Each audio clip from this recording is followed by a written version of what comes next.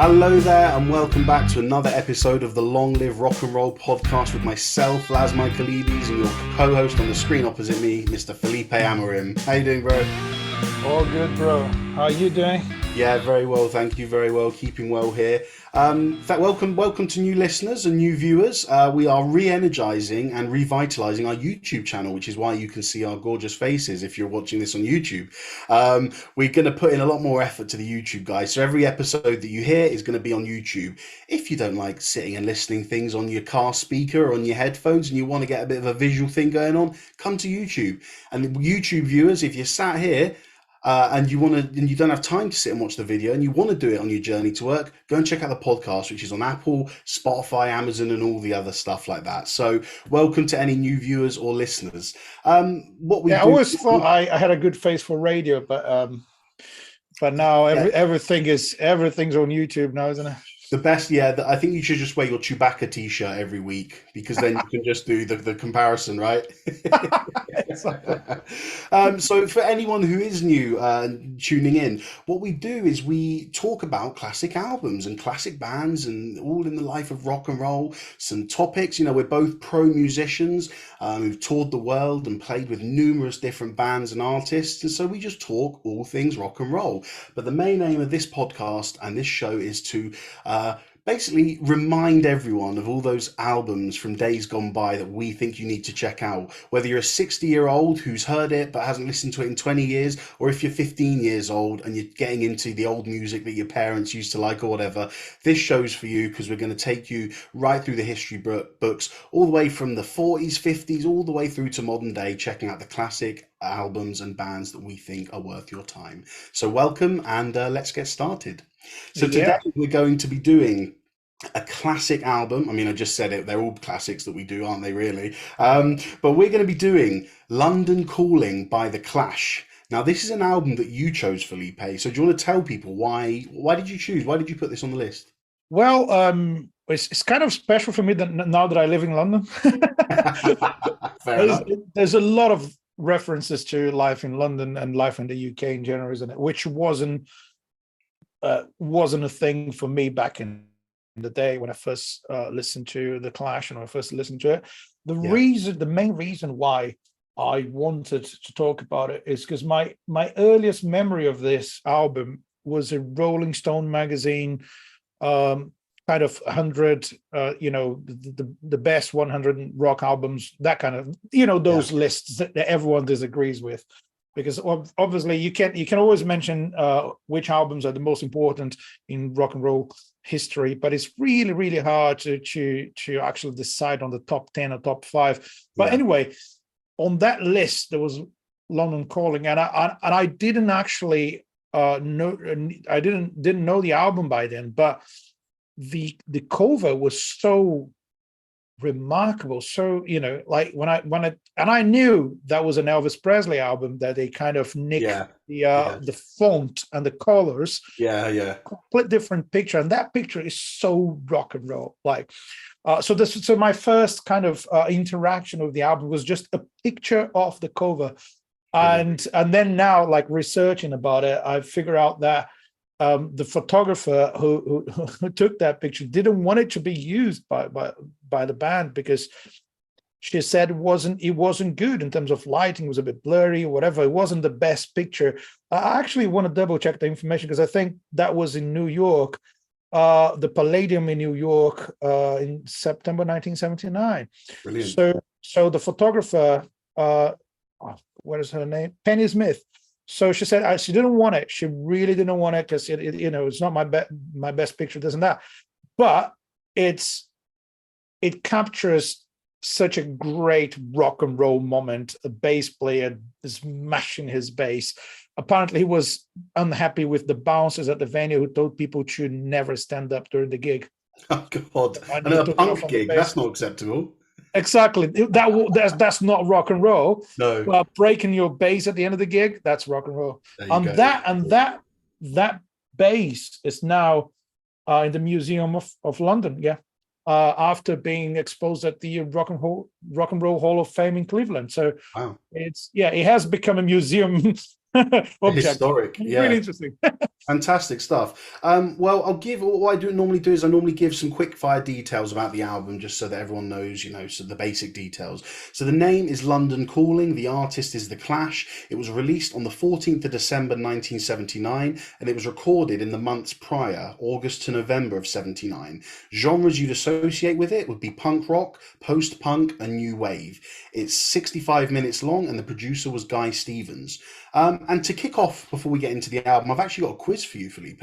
Oh wow, right away. Let's go. I've got three questions. Right. Right. Question one: which song was left off of the album's sleeve and why? It's the last song, Training in Vain. That's the one. Yeah. Do you know why? Because they finished the song after the sleeve was ready. So it's not listed.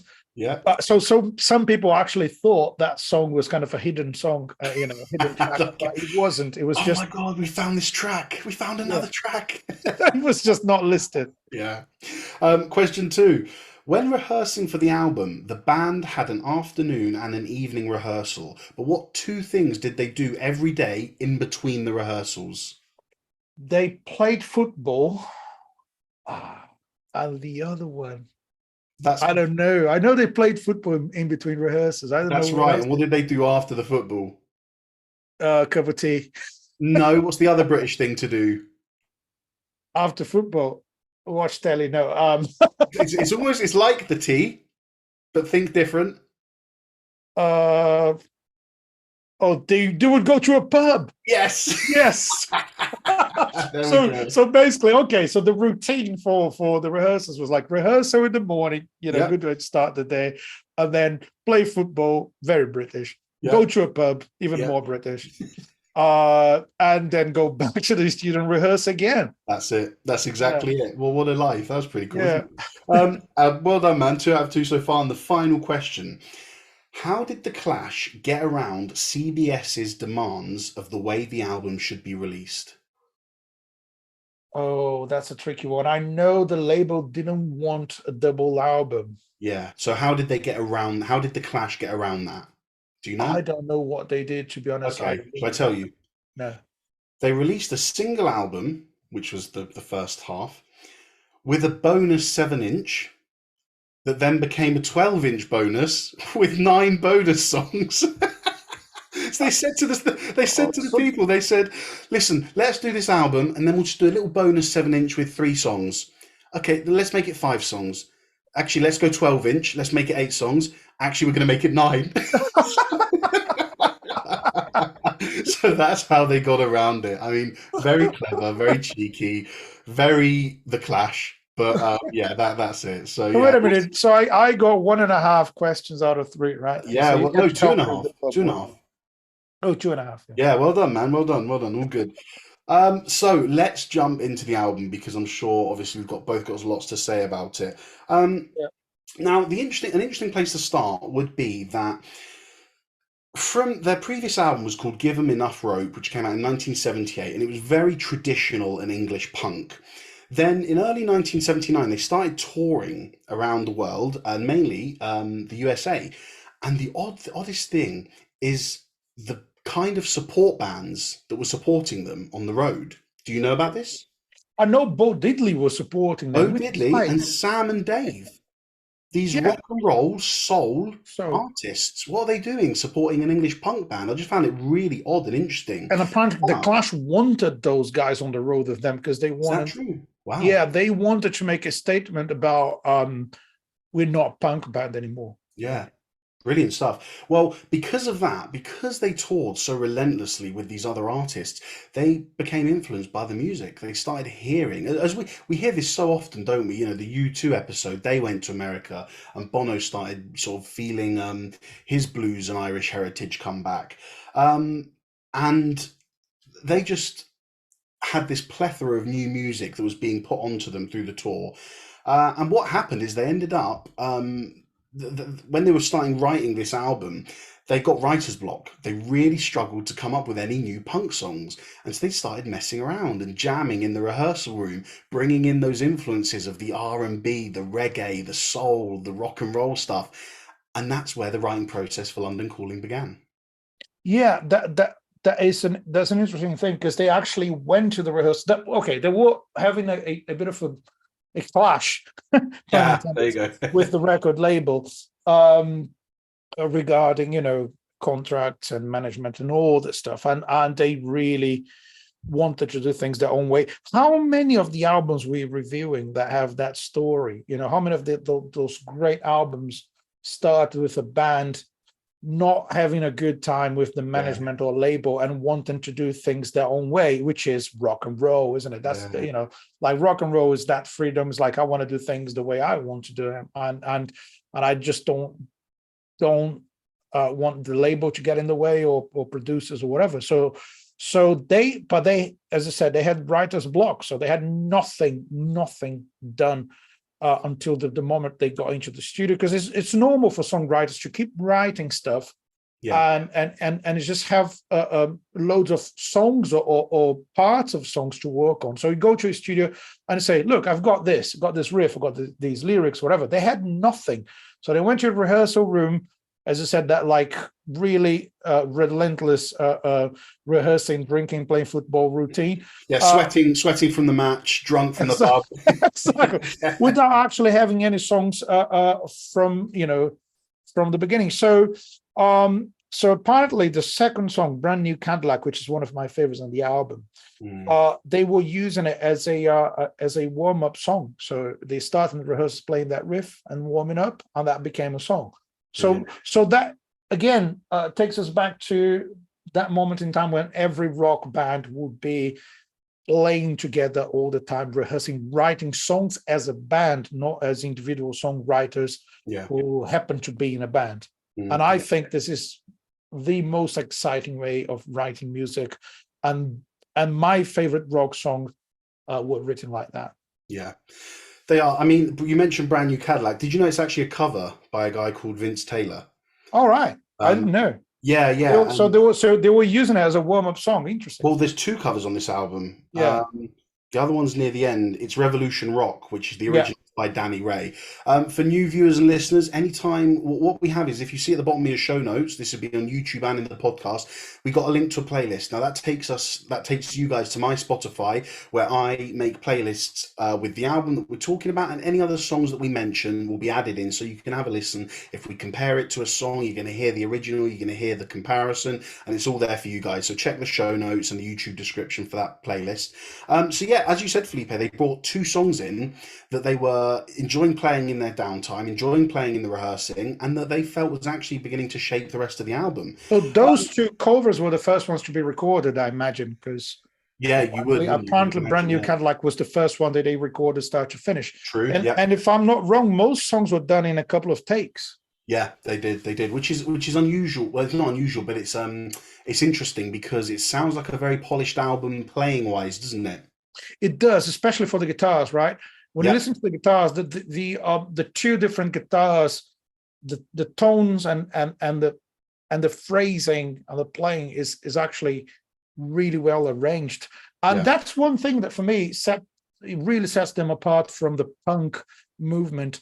I love punk music, I really do. But Do I you really? sometimes I We've do. never I discussed love this. it. I love it. I love Really? playing it. I like bands like Green Day, Ramones. I really enjoy Oh, that. If you can consider all those guys punk. definitely, yeah. Yeah. I'm not that familiar with Sex Pistols, but I think they're good, really good. But the thing is, punk is famous for the kind of music that people who are not great musicians can play, which is Yeah. not really a fair statement. No, it isn't. It But isn't. what is fair to say there is, as a rule, punk is very simple. Yeah, Few chords, arrangements that don't tend to be long or clever, and the Clash simply broke all those rules. I think they just wanted to be a band. They didn't want it to be a punk band. So I have a question for you. Do you consider them more punk or new wave? bro. This is really interesting, and I'm sure you want a quick answer from me, but actually, what we can do is we can go down a sort of rabbit hole with this, because I had put off listening to this album for a while, and it's not like it came on, it's not like it was on my to listen to list, and I just like, oh, I don't fancy it. Whenever I saw it in the lists, and I see the top 100, 500 greatest albums list, I put them all in this playlist that I can listen to. And when it came to it, I just saw it and I was like, oh, do you know, I don't fancy it because I don't like punk, really. There's punk I do like. You know, we did the Green Day review a few episodes ago. I enjoyed that. But in general, I do not like punk and I'm not crazy about 70s punk. So when I saw a punk album, arguably the most famous punk album of all time, released in 1979 by one of the most famous punk bands, I was just like, no, I don't think this is going to be for me. London Calling is a fantastic song, and I actually like that a lot, even before I listened to this album. And if I'm being honest, I think that's the only punk song on the album. Wow. I think Man, you do you look, know what? Do you know what? This album's got 19 songs, right? yeah. Got the list with me. I'm running through it because I want to see if I can prove you wrong. Well, right. I'm not down. There's a little things like in song 17, I'm not down. There's a little metal gallop. So you got to Yeah. think heavy metal's been going for about 9 years at this point, and in it you hear the rhythm, dun dun dun dun dun dun dun dun dun, which again that's a little complex for punk. Yeah. It's punky, but that's still way more coming from metal. So I'm not down. I thought was punky, and honestly, bro, that's really the only ones I really have that I can think of as punk. So for me, you're going to hear it in my monologue, but I think this is the punkiest non-punk album ever because the act. Basically, what I'm going to say now, I'll sum up my thoughts on it. The attitude, performance, lyrics, um, energy, passion is all 100% punk, but the music I feel is not. I feel, and this is going to be my big reveal later in the episode. May as well do it now. I hear so much Britpop. Hmm. I hear, for me, this could be the album that started Britpop. You listen to Lost in the songs, supermarket. that's just like Pulp, isn't That's it? Year Pulp. year Yeah. But 3000. like years before them, right? Yeah, year 2000. Spanish But Bombs. I'm saying it's like Pulp years before Pulp came about. Yeah, That's what absolutely. I'm Yeah, saying. but it It's reminded me of the Britpop. song Pulp Year 2000. Yes. Yes, it does. The It does. hi-hat, the Yeah. starting up in the year, just so Even the melody sounds a bit like the that. So melody. You maybe got Pulp took the songs. idea from them. You got songs like Hateful, with that was light and upbeat, keyboard sound, very produced. You got Spanish Bombs, which is quite Britpoppy, with he's speaking the foreign language in Spanish. We got that quite a bit in Britpop. What else have we got? The Card Cheat, I thought was very Britpoppy. And yeah, just a few others really. It just really felt, and the last song, Train in Vain, really reminded me of Mbop by Hanson. But I just really heard a lightness to it. When you think of punk, and rightly so, you think aggression, you think speed, you think political lyrics, which this album does do. I'm sure we'll get into that later. You think dissonance, unagreeableness, unpleasantness, be it in the way he shouts, the guitar notes, the production. When I hear punk, I think generally unpleasantness. That's the main thing I think about. Yet this album was in fact very, very pleasant to listen to. The chord progressions were lovely, the melodies were great. Some of the things like the horn arrangements, Yeah. the horn arrangements on some of Man, these songs were which other fantastic. punk band would use a horn section, That's right? it. Yeah, That's none. Like I can't think of any. And so yeah, that was my headline thing for the show. Is that for me, this is this is the first step of Britpop happening. interesting. And I I'm gonna haven't. So I'm just to add quickly, I haven't done my research into Britpop yet. For those who have listened before, I've studied quite extensively the history of heavy metal and hard rock music, but I haven't really delved further yet. And I can't say, maybe there is an album in 1975 that could be called the first Britpop album, whatever. But to me, and from my listening experience, this is the first and earliest album that I think could be ground zero for Britpop. wow, that's a very interesting statement. That's something I couldn't see this coming. That's interesting. Long live rock and roll podcast, surprising you since 2021. Definitely. Yeah, What are your one thing thoughts from on it that? is, yeah, some styles are really evident in the album, right? Yeah, Reggae and ska, that's like really, really evident yeah, throughout the album. There's loads of rockabilly, which yeah, is early rock and roll and country. Um, You can hear that on the grooves. You can hear that, and the song "Jimmy Jazz" is essentially jazz It is, yeah. because the drummer had a jazz background, which is unusual for punk. Yeah, very. So that's the other thing. I think if you isolate the vocals, right? Technically, the vocals are not polished. Let's put it like that. They're Not at not. all. Yeah, agreed. They like very punk vocals. If you isolate the vocals and the lyrics, maybe that's where you can find the essence of punk in Definitely. them. Yeah. But the musical ability is like, the musicianship is really, really high level there. So Yeah. they play Agreed. really well. All the arrangements are clever, are well thought. So that really sets them apart from any other punk band. I think, yeah, I completely agree. Just looking at my notes, the other one that I thought was actually says feels like the most punky one on the album was Coca-Cola for me. Just to add to that, Which is but yeah, not about the drink. no, yeah.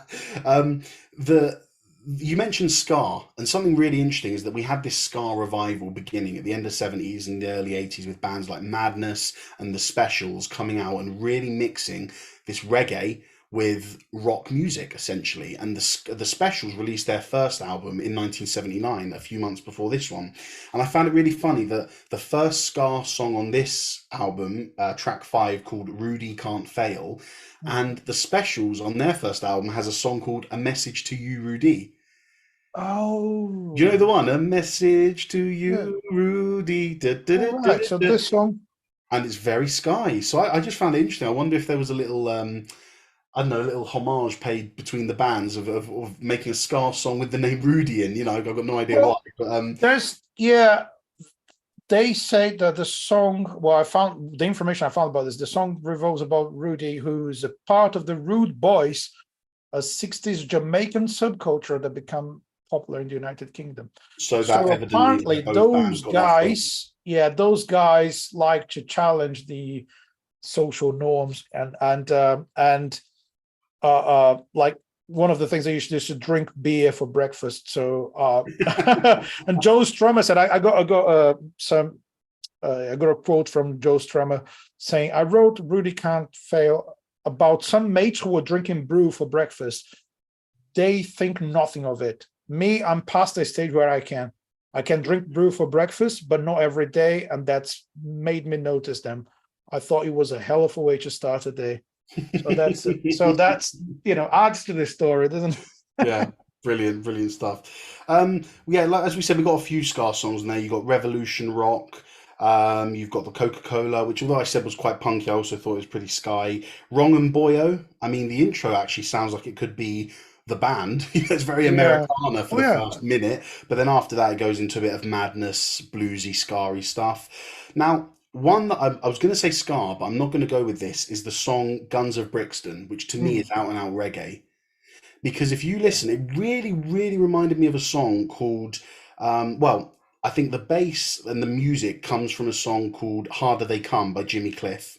Yeah, there's a reference to it, doesn't There it? was, but also for me, lyrically, there's a song by Bob Marley called Burning and Looting, and we'll put that in the playlist again, guys, which is about protesting the regime and burning and looting in order to get your message across. And I felt that the lyrics in The Guns of Brixton were probably the most political of the whole album. Check this out. You can crush us, you can bruise. You can crush us, you can bruise us, but you'll have to answer to the Guns of Brixton. That's pretty deep when you think about it. And I think this is an anti-police. Yes, it is, because it's about the anti-police riots in Brixton in the 1970s, 1971, I believe. And I just felt that was really, really deep for a popular album. Again, we're only saying it's popular because that's what we're hearing from it, the Britpop and stuff. Yeah. In the end, they're still a punk band, aren't they? Still writing punky lyrics. Well, And the song, undoubtedly, are punk lyrics. yeah, the song "Clamp Down" also has like references to the oppression of government, and basically what some critics say that they were reflecting on the fact that punk is always questioning capitalism, and they kept doing that during this album. But the alternative is a stronger government, which they think is really bad as well. Yep. So basically, they're not giving you a choice. They're not giving you a way out of you Yeah. know, any big issues in society. It's just like saying, well, capitalism's full of shit, but also giving more power to the government is not great, as Yeah. seen by extreme police intervention in people's lives and all that stuff. So Yeah. how much of those themes are still like still resonate with what's going on in the world today, or in many different countries today? Not necessarily in the UK to the same extent, but Well, I think you have to. maybe. Yeah, yeah, you have to look, and something that makes albums timeless can also be the lyrical content. I mean, not, I say not, I was about to say 9 times out of 10, but that's just for me. 9 times out of 10 for me, what I love to hear in a past album is something that could still be considered great today, where be it Yeah, chord progressions, melodies, production, all that sort of stuff. That for me constitutes a classic album. But for some people, undoubtedly lyrics are going to matter. And if certain, you've got to think punk movement was so important in giving young people of the 70s an outlet and a voice. It became more, the giving young people an outlet in the 80s became more towards heavy metal. In the 90s, it was more grungy. But in the 70s, it was most definitely punk because the Beatles were doing it in the 60s with their lovely suits and everything. But the 70s had punk, and this was the well, yeah, the outlet that young people had to be able to align themselves with a cause. yeah, And I think for people who grew up with this album, for teenagers who grew up with this album and who the lyrics probably meant a lot to, it is going to be timeless, isn't it? The lyrics are going to mean the same thing to you today as it did back in 1979. And that could be either exactly. because Yeah, of your own government or because of foreign governments. yeah. Well, there's always so I think history always repeats itself, right? Yep. So parts of those lyrics are going to be uh, um, uh, they're going to sound like they're talking about this day and age. They're going Yeah. to sound like they just written the album. Yeah. One thing I like, I really want to talk about is the fact that they open the album with London Calling, Yeah. which I think is the best song in the album. I It's the agree. only My real favorite. punk song in the album, although what makes the album special is that they go away from punk. But Yeah. this song is so iconic, is so well played, well written. There's a couple of things I want to say about it, and I want to ask you a question about it as well. Of So course. it's for me, this song is a statement of rock and rollness and the rebel behavior, in a certain way. It swings and rocks, but it's dirty and dark as well. So because Yes. of the lyrics, Absolutely. yeah, and it's interesting. There's a swing to it. It's a shuffle feel. It's a triplets based, which is not like straightforward rock. Yeah. It's still very punk and still very very dark and I don't know if it's a call for a change or if it's just like acknowledging that that's the end of an era or things are not going well, whatever it is. But Joe Strummer, again, he said in an interview in 1988 to Melody Maker magazine, he said, I read about 10 news reports in one day calling down all variety of plagues on us. So basically, he was telling that the news, they were all about making you feel scared and fear the worst is coming, and Yeah. it's like as he said, all variety of plagues. And I think the news haven't changed at all. It's all about like if we scare people, they're going to keep reading because they want to know if it can get worse, and if we keep giving them more and more things to be scared about, they're going to keep buying. Nowadays, it's more about keep clicking, right? Oh, I'm scared. Who died today? Or Yeah. who's going to die tomorrow? What kind of event is going to bring the end of the world? I mean, I'll tell you this. And I'm not going to get into this too much, but since I was a child, really in school, which means before you were born, I've been listening to For people. new listeners and viewers, I am about 11 years younger than Felipe, so Exactly. carry on, please, sir. which makes me old as fuck. Um, it's good because you can say the F word as many times as you want on this Yeah, show. that's Sorry it. if you don't want to listen to it. But so since I was a young child, I was listening to teachers and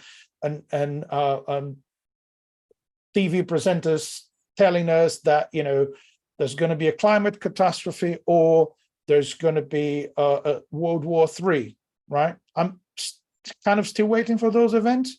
Are they getting any closer? Yeah.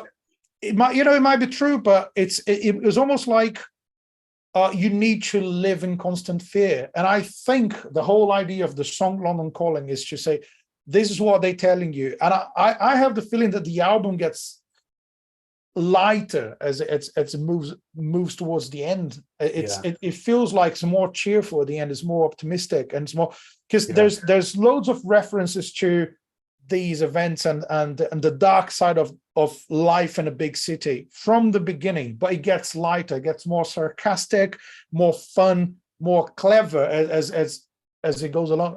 And I think when you get to the end of the album, you're feeling better than you're feeling at the beginning. That's one of the best things about the album, in my opinion. That's a fantastic point, man. That's absolutely brilliant because it does. And in the first sort of 5 tracks, you're really bouncing around because you've got the punky one, then you go to rock and roll, then you go to the jazz, then you go to the Brit poppy one, then you go to the ska. So it's a bit of a mishmash. And then the album kind of refines, doesn't it? After you get through those first 5, it refines into a much more uplifted album. Now, it's interesting because everything, what you just said about the album is how I feel about the song. A lot of it is so minor and dissonant. And for anyone who's, for anyone who's not aware what the word dissonant means in music, it's where you're playing 2 notes and they don't sound nice together. That it creates an unpleasant sound, not nice to the ear. And you hear this a lot in heavy metal. You might hear it in jazz as well. Now, the word dissonant can be associated with minor, darkness, sadness, etc. So throughout London Calling, Felipe, as you said, I hear this sadness, I hear this dissonance, I hear this darkness, and then it changes. It changes in the song several times because he's describing everything that you said, the misery, the sadness, the darkness in his life. And having lived in London and being born in London, I'll tell you now, having been born there, lived there for about 6 years whilst I was studying, when I think of going and living back there personally, I don't want to do it because I've acclimatized to the countryside now. I like living here. I like my fields and my walks. Yeah. But you cannot ever take London out of the man or the woman, depending on who you are. Yeah. There is something inherently homely about London, especially if you've been born there. And there's a lot wrong with London as well, prices, all this sort of stuff. But when you think about all the negative stuff, it gets overridden when you think of the London Eye, Big Ben, and all that stuff. And I think the same in the song, because there's one moment in the song where it changes from being sad, minor, and dissonant to pleasant, major, and consonant, which is the opposite of dissonance. Yeah. And you've got him saying all the minor stuff until I live by the river. And that moment is when it gets happy. The song changes for 1 second or 4 seconds, whatever. But he's talking about the sadness, and then and then he's like, here's all the sad shit. No problem. Do you know why it's not a problem? Because I live by the river. Live by the river. And I think that's just fantastic. And that alone is a reason to be happy. Oh my God. But that's the point, isn't it? You can complain all you want about London. You can, and I know London in this song is a metaphor for the governments and all that sort of stuff, but it doesn't matter because you live by the river, man. You live in London. What's better than that? One of the best cities in the world. And I just found that so interesting that, we get this one taste of happiness in that song. And it's when he's saying that he lives by the river. Yeah. And the melody is so well written. It leads you to that part. And it's kind of, it really hits you when it gets to that point and says, I live by the river. And I had the same feeling when I was listening to it again. Now understanding the lyrics, when I was younger and listening to that, I didn't understand. And it does make it feel like there's some hope. And it's not like hope that this is an interesting thing. It's not hope that the world is going to get better or governments are going to get better or all the problems that we see in the news are going to end. It's just like, I live by the river. Or it's just like there's some elements in daily life that can make you happy. There's love, there's nice places to go, there's people to spend time with, and I think there's a lot of it. And one thing I asked you to do, in case you haven't done, was to watch the video, wasn't it, Lars? Yeah. The video for this song. And I'm going to put the link in the show notes for everyone. I didn't listen. You said just watch the London Calling video clips. I didn't know which one exactly, but I did put the video on and I sort of hopped through it just in case that's what you wanted me to yeah, watch. is it I've seen it. was the one of them playing About to See a Pier, right? Yeah, So that calls for a segment. go How for it. how rock and roll is that? Because you have four-piece band, two guitars, bass, and drums, without one lead singer, and it got two lead singers. Yes.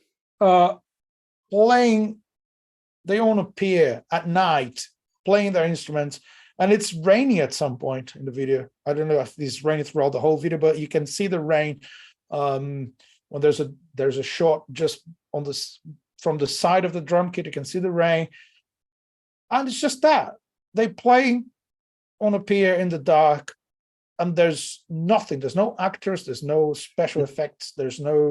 It's just a band playing, and I think it's a cheap video. So, how rock and roll is that video of a band in London playing at the pier, singing about London, singing about life in the city, and it's the dark, miserable London weather. Kind of. Well, sometimes less is more, isn't it, in terms of video making? Some of the best videos can be something where actually not much is going on, but what is going on is vitally important. So, how rock and roll is that? Again, for new viewers and listeners, we do these. These are one of several segments we do where we ask how rock and roll is it, describe the action, and then we rate it out of 100. So that act in itself is pretty rock and roll. You'd put it high 70s, early 80s, but then you have to consider the song that the music video is for is as important and relevant. So I'm going to hit this with a solid 88. Very rock and roll, and the song as well. Like as we've just spent 5 minutes going on about it, so don't need to say it again. But the song matters as much as the video, and it is fucking incredible. Love that song. When the song is good, the video is just an excuse to listen to the song again. It's not. It's not. Exactly. I think they knew they didn't need much for that. It's like, this is a fantastic song. Let's just picture a Yeah, band in London and that's it. Playing. literally, less is more. Literally. Yeah, I'll never go to that pier with the same feeling again now, because I don't remember watching this video back in the day or any No, moment until I actually did my research for this episode. So next time I'm in Battersea, I'm going to definitely remember the video. that's it. Lovely. One thing I was going to talk about was we talked about the horns in the Yeah. song, some of the songs, which I thought were fantastic. The group that played the horns were called the Irish Horns Group, which is fantastic. That you hear them in Revolution Rock. Where else do they come out? The Right Profile. You've got the saxophone and the horns as well, and I just thought that was really cool because there's another one. Oh no, it is The Right Profile. That sounds like a song to me called Everybody Needs Somebody by Oh, a soul artist called, oh shit, what's his name? Solomon Burke, I think it is. Again, I'll find it, guys. It'll be in the playlist. But you know the one, don't you, Felipe? Everybody needs yeah. somebody from the Blues Brothers. And it really has that soul and Motown vibe. And then complement that with the horns and the saxophone. This to me is where the Clash are taking those American influences from being on tour with Sam and Dave and Bo Diddley. Yeah. See, it's the kind of stuff that if you're familiar with other genres, you can hear them in the album. Mm, But I imagine the typical rock fan at the time might not have noticed.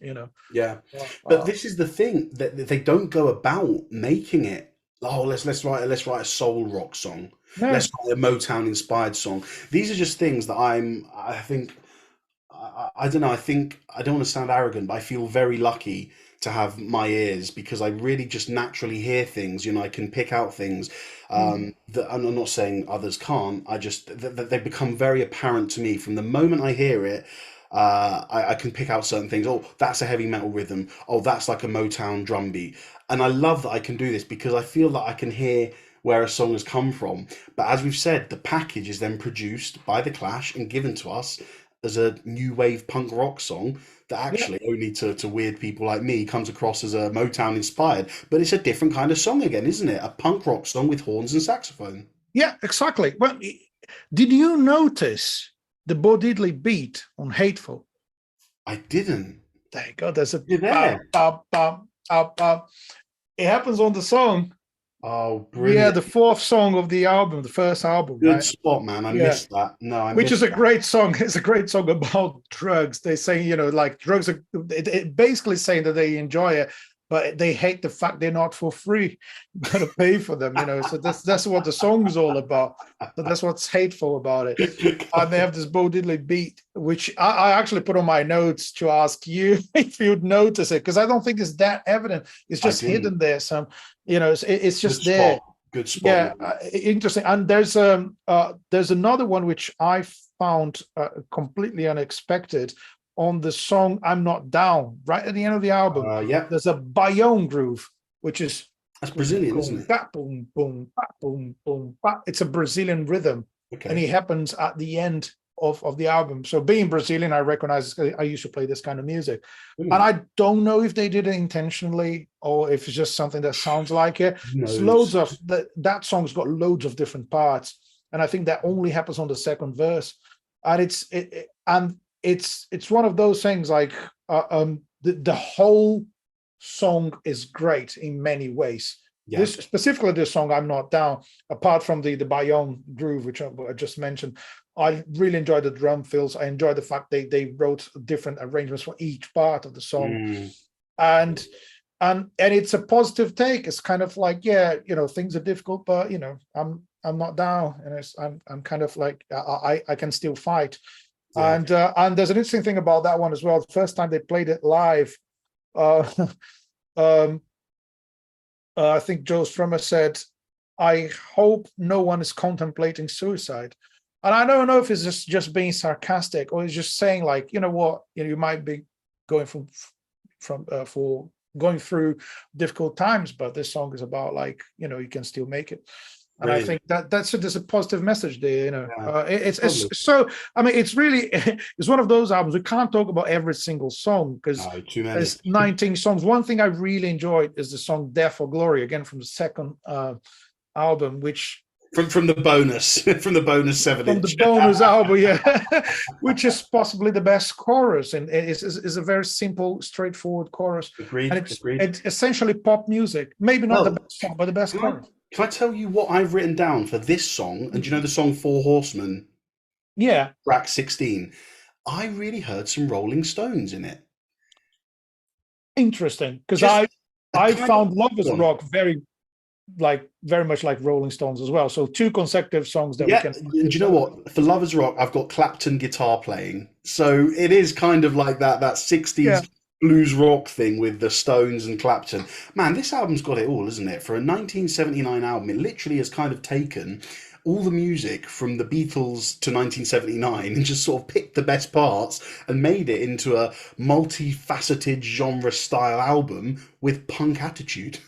yeah, It, isn't exactly, it? exactly.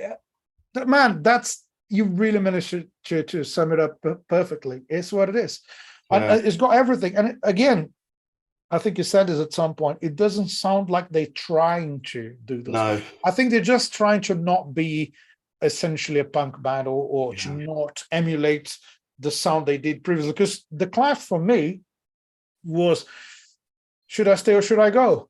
So, So for me, it's Rock the Casbah. That's the one I knew of yeah, them. Yeah, so those are the two songs really that I think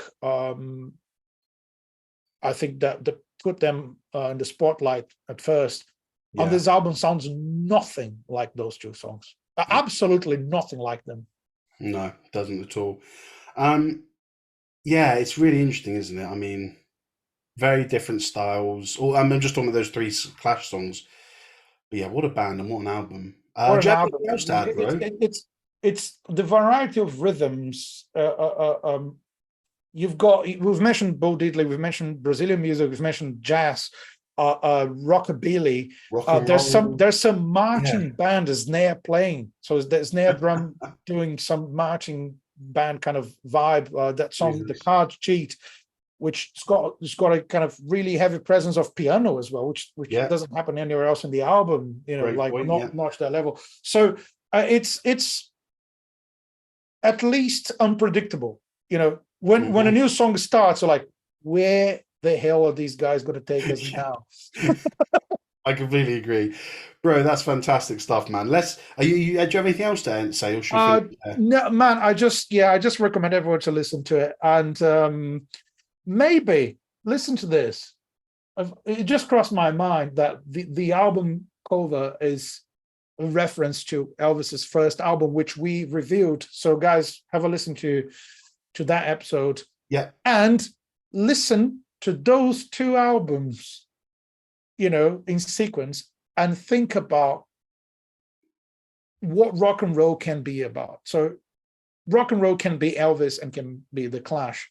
And that's a long journey for one music genre in a matter of a couple of decades, really. And it's That's amazing what rock and roll became. And you see the reference on the album cover to a classic rock and roll album, but what they're doing is completely different, but still rock and roll in its essence. Well, you say that it is completely different in the final product, but if you remember when we spoke about that Elvis thing, Elvis did the same thing, bro. He took the black music from the gospel churches he was visiting. He took some of the early rock and roll from the studio that he was singing at. He took various elements as well and molded them together, just like the Clash have done. So yeah, but that's a great shout, man, especially to So, go and so listen to those maybe albums. stealing the artwork for the cover was very, very intentional in that sense. Entirely appropriate as well, I think, isn't Yeah, it? yeah. Fantastic. Bro, let's finish with I'm gonna put you on the spot. Tell me your three favorite songs. Oh wow. Well, London Calling for sure. Number one, yeah, because that's the Yeah, same for me as well. What's your number two? What's your second favorite? man. I'm gonna go for Jimmy Jazz. Okay, I'll tell cool. you the second and the third favorite, Yep. for the same reason. So it's going to be Jimmy Jazz and The Right Profile, Okay. Why? because those two songs are about characters. So the first one is about life in general and the city and the problems. Those two songs are characters. Jimmy Jazz is probably a fictional character and is like a criminal escaping from the police. Everyone's pretended to not, have seen him anywhere, etc., which is a very kind of a mafia style kind of story. And I loved it. And The Right Profile is based on the story, a real story of an American actor called Montgomery Clift. They actually mention his name on it. And he was addicted to alcohol, drugs, and all that stuff. And he had a car crash in 1956, and then he died in 1966. So after abusing drugs and alcohol, and so it was famously called the longest suicide in Hollywood history. Took 10 years. So that song is about people passing by, seeing the car after the crash and say, oh, that's Montgomery Clift. So Shit, wow. that's an interesting real story in one song, a probably fictional character in another song. And London Calling, what can I say about that one? Yeah. We've said everything about it. So those three songs for me, it's really hard to pick, but I had those songs in mind. Well, since My since favorite in since terms of lyrics and everything. Yeah. since it's a 19-song album, we really should have done five, but I think three's good, isn't Yes, it? no, three is good. It's My really favorite hard to three. compare those songs. What are your three favorite songs? So London Calling number one. I genuinely think it might be one of the best songs ever written, in terms of what it stood for. When we're talking about things like, A Day in the Life by the Beatles, trying to think of which Pink Floyd one I choose, Echoes. Do you know what I mean? Like, well, each band, like the Beatles, Pink Floyd, the Kinks, the Rolling Stones, they've got some really famous songs that stand out, and I think this is one of them. London Calling just sits up there with the elite of the elite in terms of British pop songs. I know it's a punky song, but it is popular. Number two, I've got The Card Cheat. I really, really enjoyed the piano. It just took me by surprise, and it took me in a lovely Brit poppy direction I just didn't expect. Number three, The Guns of Brixton. Burning and Looting by Bob Marley is one of my favourite songs, and this really took me back to it. And I love political lyrics when they have an impact, Yeah. when they actually make you think. I sat there and I listened to it for the first time, and I went, "Shit, like that's bad." Obviously, I'm all for freedom of speech and everything, but when I heard them say, "You can bruise us, you can beat us, but if you whatever, you're going to have to answer to the guns of Brixton," that's literally a message to the police saying, Yeah. "Try and hit us, but we're going to shove guns in your face if you Yeah. try." And I thought, hold on, like, and nowadays you'd be cancelled for that, wouldn't you, if you were to Yeah, release yeah. lyrics like that? So yeah, they're my favourite three songs. But And what that's the one overall? thing as well. I think rock and roll, at least back in the day, rock and roll wasn't afraid of talking about any subject. If you're in a Right. rock and roll band, you want to go political, just go and do it. And you want to talk about, drugs, you talk about them, that's fine. Or you want to talk about Yeah. relationships. So that's it. You just do whatever you want to do. And that's very clear throughout the whole album. They did what they wanted to do. And we've said this many times in this show, isn't it? Most of the classic albums happened with the band 100% in control of the artistic process. Yeah. And you're gonna hear this. You ready for my monologue? Oh man, it's my favorite part. Always. So for new listeners and viewers, I do a little monologue at the end of the show, right? After I've done all my research, I just write all my thoughts down into a few paragraphs and I give Felipe my monologue at the end. So here we go. I'm not a huge fan of traditional punk and so have steered clear of this album for what I now know to be way too long. But The Clash and this album seem to be the catalyst between the Sex Pistols' traditional punk sound and the new wave of punk that came in the 80s with bands like U2. The sheer variety of genres we are hearing that have taken the form of British post-punk is something quite staggering. Reggae, rock and roll, rockabilly, R&B and pop with an underlying punk attitude and sound results in a record that actually sounds way ahead of its time, despite the roots and age of all those styles that I've listed. When you forego the expectations that fans lay on you and let a band experiment in their own time and at their own leisure, then you can really create something remarkable and godly. And I say this because I always refer back to our episode about the Animals, where we saw a band who said, right, for this song we're going to write a blues song, and for this one we're going to do an R&B song. And subsequently, they then had an obvious blues song and an obvious R&B song. But with The Clash, the unique combination of all of these styles didn't result in this is an obvious reggae song. Even though we do have a few that say, okay, this is mostly ska, or this is a bit rock and roll, it resulted in an overall sound that I can only think was one of the main inspirations for Britpop, because I just cannot get away from this 90s pop sound that's going through the album. Hints of comedy, hints of pop, rockabilly, rock and roll, reggae with an underlying punk and rock and roll attitude. They really made something special here, and I'm actually sad that I didn't listen to this album sooner, as I really enjoyed it. It genuinely sounds like an album made by a band who were enjoying fitting their inspirations and influences into an already established sound and unintentionally creating a brand new style in post-punk. It's not an album that I would put in my top albums of all time, but I can 100% see and justify why others would. The biggest and best compliment I can give it is that this is the punkiest non-punk album I've ever heard. Wow. Phenomenal. Well done again, brother. Thank you, thank you. Yeah, I love writing them, man. It's just like getting all your thoughts down into a mini essay. Guys, thank you again for joining us. You can find us on Instagram, Facebook, and YouTube. We are at Long Live RNR Pod, and then you can follow us there and stay up to date with all the episodes. So once again, thank you for joining. And yeah, thanks for being with us. Thanks for the new listeners, and thanks to all of you guys who've been following us for a while. And keep on rocking, everyone. And as usual, take care and long live rock and roll.